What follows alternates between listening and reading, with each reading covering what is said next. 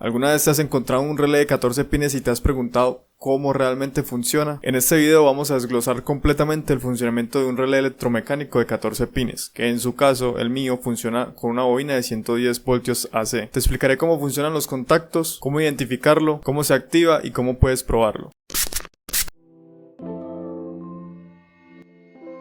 ¿Qué es un relé electromecánico? Un relé es un interruptor controlado eléctricamente, pues este se utiliza para controlar un circuito de potencia con una señal eléctrica mucho más débil. Funciona gracias a una bobina que genera un campo magnético cuando se energiza, atrayendo un conjunto de contactos móviles que abren y cierran los circuitos, dependiendo si la bobina está energizada o no. Esos relés electromecánicos es muy habitual encontrarlos en tableros de control como de motores, en automatización industrial y en tableros eléctricos de control de potencia también. ¿Cuáles son las especificaciones del relé de 14 pines a 110 voltios AC? Bueno, este relé de 14 pines trabaja con una bobina de 110 voltios de corriente alterna. Generalmente estos relés tienen 4 contactos inversores o conmutadores, como se le llama normalmente, también conocidos como contactos SPDT, Single Pole Double Throw, que en español o en palabras menos complejas es un conmutador de un solo polo que tiene 2 accionamientos. Este relé electromecánico de 14 pines tiene como pines de bobina su número 13 y 14 y tiene contactos normalmente abiertos, NO y NC, y tiene los pines comunes. En este caso podemos evidenciar en la imagen que nuestra bobina se energiza por el 13 y por el 14 y que tiene unos contactos. En nuestro caso los pines de común serían el 9, el 10, el 11 y el 12, que tienen un accionamiento normalmente cerrado con el 1, el 2, el 3 y el 4 y un accionamiento normalmente abierto con el 5, el 6, el 7 y el 8, y estos van variando según el accionamiento de nuestra bobina. Por ejemplo, con los pines 1, 5 y 9 tenemos el común, que es el 9, y el normalmente cerrado, que es el 1. Si la bobina está apagada, los pines 9 y 1 siempre van a estar en contacto, pero si se energiza la bobina, se cambiaría el contacto del 9 al 5, cerrando el contacto 9 y 5 y abriendo el contacto 9 y 1. Y con el mismo funcionamiento los demás contactos. Cabe recalcar también que algunos relés dentro de su bobina muestra el voltaje al cual se puede energizar y también trae su plano de contactos. Además de eso dice cuánto soporta cada contacto. Por ejemplo, el mío soporta 5 amperios de 240 voltios AC o 5 amperios de 28 voltios DC. Entonces, ¿cómo es el funcionamiento de nuestro relé? Cuando la bobina del relé se energiza con 110 voltios de corriente alterna, genera un campo magnético que atrae un núcleo móvil. Esto provoca que los contactos internos cambien de estado. Los normalmente cerrados se abren y los normalmente abiertos se cierran. Vamos a realizar el ejemplo con uno de los contactos antes de energizar la bobina y después de energizar la bobina. Podemos ver de que el NC, cuando no está energizada la bobina, está pasando continuidad, pero cuando energizamos la bobina